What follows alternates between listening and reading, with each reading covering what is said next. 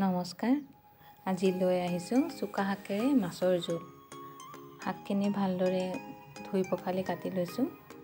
এইফালে কেৰাহীত তেল দি পেলাই সৰিয়হ ফুটাই লৈছোঁ।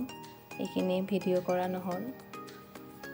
এইফালে এইখিনি গৰম হোৱাত শাকখিনি পেলাই দিছোঁ। এতিয়া লৰাই আছোঁ।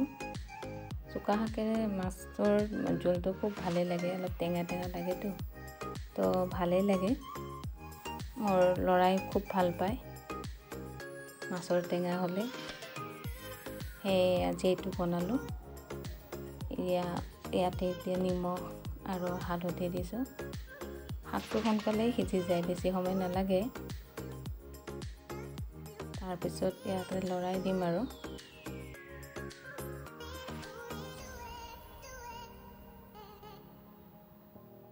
ভালকৈ ভিডিঅ'টো ল'ব পৰা নাই, এখন হাতত মোবাইলটো আছে, এখন হাতেৰে লৰাই আছোঁ। এইখিনি লৰাৰ পিছত সিজিলে পানী ঢালি দিম। মই 4টাৰ জোখতে বনাওঁ। 1 গ্লাছ পানী দিছোঁ। তাত 2টা জলকীয়া দিছোঁ, ফালি দিয়া নাই, পিছত সিজিলে সেইটো ভাঙি দিম। বেছি জ্বলা নাখাওঁ কাৰণে কমকৈ দিছোঁ, যদি আপোনালোকে খাই বেছি দিব পাৰে। এতিয়া এখন ঢাকনিৰে ঢাকি দিছোঁ উতলিবলৈ।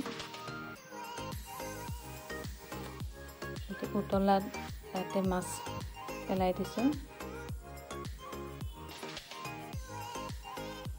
মাছখিনি সিজিবলৈ অলপ সময় লাগিব। তাত ঢাকনি এখন দি দিম মিডিয়াম ফ্লেমত।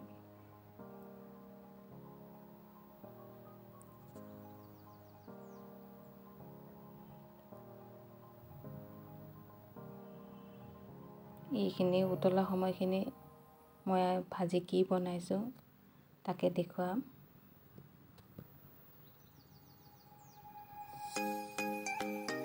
মুঠি পালেং শাক আছিলে, এই শাকখিনিৰে আলু ভাজি বনাইছোঁ।